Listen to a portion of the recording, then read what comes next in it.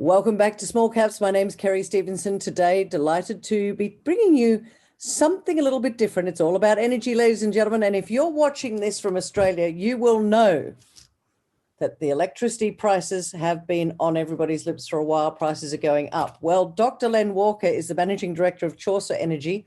And what they're doing is called in-situ gasification. I'm going to get him to explain a little bit about this because they're one of only, I think, 2 companies globally that are doing this, and it's exciting and it's different and it helps with a better supply of electricity. I think that's a good intro. Dr. Len Walker, welcome to Small Caps. Great to see you. Love the background. Thank you, Kerry, for the flamboyant introduction. Now that's a beautiful, beautiful look of Chile in the background there. Gorgeous country. Len, before we start, you're Dr. Len Walker. What was your PhD in? It was in geotechnical engineering at Cambridge University many years ago, Kerry. Right. All right. Well, let's crack in. Chaucer Energy, not yet listed on the ASX. You'll be listing, I believe, at the end of the month, end of November. Oh, sorry. The raising closed at the end of November, listing mid-December, about the 15th of December. But let's talk about who are Chaucer Energy. ASX code will be CHA. What is in-situ gasification and why is it important? In-situ gasification really is very simple to explain. Basically, it's a means of converting coal underground at a significant depth, which nobody tends to want to use, converting that into gas using a series of drill holes and a technique that converts the coal, all of the coal underground, into gas, which is produced at the surface. You can think of it really as a substitute for underground mining the coal, bringing it to the surface, and then converting it to gas at the surface, which happened many years ago in what we call gasifiers at the surface. This is all done underground, and because it's done underground when the conditions are suitable, it's very cheap to produce, and it can be used for a wide range of purposes. When you say a wide range of purposes, such as, give me some examples. Well, first and foremost, for electricity generation. Electricity generation is the simplest and easiest. You just burn the gas and produce electricity. But its chemical composition allows it to be used for conversion to a whole lot of chemicals. Methanol, urea, fertilizers are some of the range of chemicals that can be produced. There's a large company in South Africa called Sasol who are doing just that with the same gas, but mining the coal and converting it at the surface. So there's a long history of both ISG operations underground and also conversion into chemicals and electricity. Well, it sounds to me like if you're doing, as you say, it makes sense, in situ gasification. So you're going into a coal field, it's deep, it's below ground, and you're doing the process and bringing it up into electricity, basically, in its simplest form. Yes. So that sounds to me like it would be good for the planet. It would be a very low emission. Would that be right?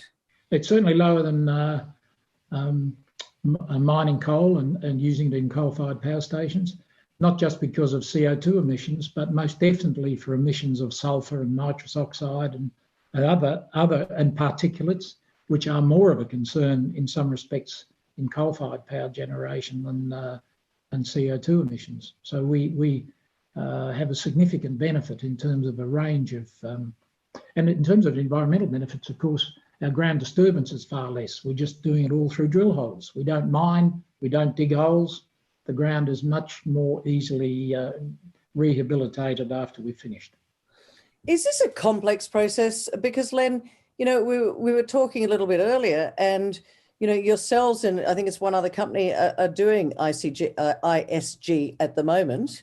Why aren't there more companies involved in this? Is it complex? I know you've been in this industry for a very long time. I think the correct answer is yes, it is complex. Right. There have been, I don't know, 50, 70 demonstrations of this undertaken around the world in the last 20 or 30 years. There's not much doubt that producing gas can be undertaken. The real leap of faith is how do you convert that into a commercial size gas producing field? That tends to be the complicating factor. As I think I mentioned to you early on, all of this was demonstrated in great depth in the former Soviet Union in the period probably before 1970s. And because of my associations with people who worked there, it gives us the opportunity to use all of that knowledge to make the next step into commercialisation. Do they still use this sort of technology in Russia at the moment? If it was Russian technology? Hardly at all. There was one small operation, but when they discovered natural gas, which can be transported over long distances, which our gas can't be, then natural gas became their focus.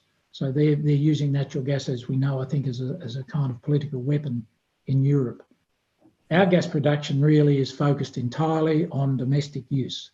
That is, we produce the gas and we use it as close as we can to the production site. So, for example, on our first project in Chile, the grid system, we have grid system on the site itself, and a major connection into the national grid system is only 20 kilometres away. That's what I mean by domestic use. If we're producing chemicals, we do that alongside the gas production facility and export value-added products. Len, why Chile? A number of reasons, really. I guess the first is because the attitude to many forms of gas generation down the eastern states of Australia is extremely restrictive, as we all know. So going offshore, unfortunately, was a necessity. Let me just stop you there. Why is it so difficult on the eastern states of Australia? I mean, because we have plenty of coal fields and where you could do this. Is that correct? Yes, we have plenty of coal fields, and we also have ample opportunity for natural gas exploration. And as you know, in Victoria, even natural gas exploration on land in Victoria was under moratorium. I'm not sure whether that's even been released. Coal seam gas production has been strongly supported in Queensland, but not necessarily in New South Wales. Underground coal gasification was banned in Queensland, and maybe I think there's a moratorium in New South Wales and Victoria. So the attitude to producing gas down the eastern states, let alone using ISG, has been extremely politically motivated, and it's not an encouragement to try and develop in Australia. As I think I mentioned beforehand, Lee Creek Energy is operating in South Australia, and South Australia, as far as I'm aware, is the only state government which is actually supporting the development of this valuable technology, even though there's an enormous potential for application in Australia. Len, before we move on back to Chile, I just want to finish this one off. As a result of this banning of in-situ gasification, etc., the end result, the consumer, people like myself, does that result in higher electricity prices for the end consumer? I think the facts are very clear. We would say with confidence, those of us in the industry, the cost of producing gas per unit of energy using ISG is substantially below the cost of producing gas using coal seam gas or conventional gas exploration by a factor of maybe 2 or 3. Wow. And so it goes without saying that the cost to the consumer of using gas is much higher than it might have been otherwise. And as we know, there's a shortage of gas on the eastern states, down the eastern states. There's talk about reservation policies, and the whole gas usage and source and usage in the eastern states of Australia is, to put it mildly, in a delicate state. Do you know, it's interesting, ladies and gentlemen, for those of you that are listening, we should all support Chaucer Energy, because I guess if you prove that this is a good way to extract gas and therefore turn it into electricity at a very cost-effective way, then you can prove it to the governments here in Australia that, you know, this is something that should be done here. One would hope so, Kerry. One would hope so. We live in hope, Len. We live Yes. in hope. You mentioned to me earlier, because I do want to focus on Chaucer Energy now. And as I said before, ladies and gentlemen, listing in the middle of December, but the prospectus is open now. Correct, yes. Okay. And they can go to chaucerenergy.com.au, download the prospectus? They can. We have 2 joint lead managers, Pulse Markets and Baker Young, so they can contact them direct if they wish to. Okay, great. So that's underway at the moment, ladies and gentlemen. But you know what? As I said before, we're the end consumer. This is really interesting stuff.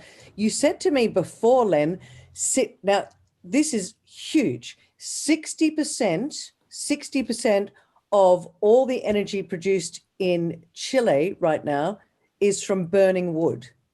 That is the domestic energy production in Chile. 60% of it is burning firewood. While it's claimed to be a renewable source of energy, in fact, the government there is very concerned about pollution that it causes, mostly in the south of Chile, but the import of energy is extremely high. I think it's between 80 and 100% of all the coal, the natural gas and oil are imported to Chile. So obviously they have a very strong demand for local sources of energy. And I think that's probably a large part of the reason why the government has been very supportive in encouraging us to develop over there. So they're being encouraging. Are they helping to fund this as well in any way, Len? You don't go to, in my opinion, you don't go to governments for funding very early on, but they made it very clear, particularly in the south of Chile where we are operating, which is somewhat independent from the main electricity grid. And there is a distinct where they're burning most of the wood, I might add, there is in the legislation the capacity for funding projects that are developing in the south of Chile. So they've made it clear to us that that's something we can follow up once we get started. Okay, so let's talk about some timelines now, because this is a real business. You've got the asset, you've got the technology. Let's talk about the timeline. You're listing in mid-December. Talk to me about the funds raised. You're looking to raise, is it 4.5, 5? 4.5 to 5.5, Kerry, yes. Okay, 4.5 to 5.5. What will those funds be used for, and how do you see that playing out? When is this going to then turn into revenue? Because unlike other areas, there's a revenue model here. Yes. Our first target is to take our first project, which is called at Maolin, where we have our permits granted there and we're alongside the grid system, is to start a drilling program in February, March, after we get domestic clearances from local landowners. Our aim is to produce a JORC resource of up to 50 million tonnes by the middle of the year. That's probably about 6 months after listing. Once the JORC resource is completed, we've got a program of about 12 months of what we call in-situ characterisation, which essentially is determining the design parameters for the process, for the ISG process, and also putting in monitoring bores in order to ensure that there's no contamination anywhere in the vicinity. All of that's done during that 12-month period. Plus, we've been installing our first 3 production wells. We use vertical wells down to 200 metres roughly, which is where the coal is. We install 3 of those ready to start producing gas. We test them by pumping air through them to show that everything's connecting. And so we'll be sitting there after 18 months, all being well, ready to ignite. Now, we're not planning to ignite until we have some electricity generation capability available. The regulations in Chile are such that we can produce up to 3 megawatts of power into the grid system without formal EIS requirements. So we have the opportunity in the middle of 2022, after 18 months, we've sourced gas engines, which can produce small amounts of electricity, up to 3 megawatts. And we'll be undertaking project funding in the middle of 2022 to ignite and then start producing electricity immediately that is in the period 18 months to 24 months. So we're expecting to be, at 24 months, we're expecting to be producing revenue. That's a very short time frame. Is that ambitious, or are you very comfortable with that time frame? Well, there's one thing we know with in our group, in our management group, we've produced gas at a number of locations. 2 locations in Queensland, one in New Zealand, one in South Africa, and of course my colleagues have all the experience in the former Soviet Union. So once we establish the coal resource, we know we are capable of producing gas. It's been done before so many times. So it's not the producing of gas that's the issue, it's the purchase and installation of the first gas engines to actually start producing electricity. Got it. That'll be the controlling factor in the second year of our 2-year period for using the funds. Len, looking a little bit further out, once you prove this up in southern Chile and it's all humming along, you've got revenue coming in, do you think the rest of the world might be watching this and saying, wow, it's worked in Chile, it's environmentally pretty good, it's a low cost solution for electricity consumption to the consumer? Do you think that the rest of the world will be watching? And as a result, do you think Chaucer might then look at other jurisdictions? Well, there's 2 answers to the question, really. We have 3 permits granted to us, and we're only operating on the first. The second and the third, which are further south, have the potential for very large amounts of coal, and therefore the potential for not only producing electricity in the deeps, that we call it the deep south. The demand for electricity is not so strong there, but the capability of producing other petrochemical products is obviously something that we would move on to in Chile. So in a sense, we have a 30-year life in Chile on its own. Right. The company could not do anything else. So that's the first half of the answer. Right. The second half of the answer obviously is there are a number of other countries at the moment who are looking at ISG, but mainly talking rather than necessarily doing anything. I can particularly refer to India as one, South Africa as another. My colleagues are doing some work in Canada. So there is no doubt that it will generate a significant amount of interest. I've spent some time in Indonesia, for example, where the opportunities are very significant there if the regulatory regime is modified to encourage us to operate there.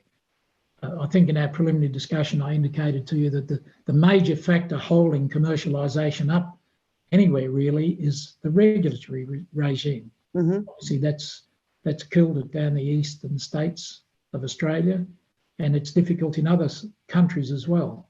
And that's why really Chile has been an attractive target for us.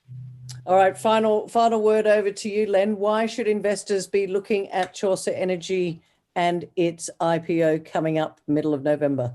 Well, we're not allowed to make forward-looking statements Nope. Of great significance, Kerry, but I can draw your attention to valuations. Our EV on listing is $10 million. With the $5 million we raised, roughly that makes a capitalisation $15 million. The only other company listed at the moment is Lee Creek Energy, whose market capitalisation at the moment is maybe $100 million. There is a history of valuations which investors could see going back to 2010 to 2015 when we were all active. There's no doubt that there is a strong interest in this technology if it progresses, and the valuations will follow. We have a suite of announcements to keep investors interested over the next 12 months. I haven't even mentioned drilling on our other 2 permit areas, which might host very large coal resources. So the amount of upside in terms of the success of our first project and also the development of our other 2 potential projects in Chile, plus possible upside internationally, is enough to give investors, I would hope, the feeling that over the next 2 years, if they want to stick around, then they'll do very well. Well, they should stick around because the end result is cheaper consumer electricity prices. I think that's awesome. Good.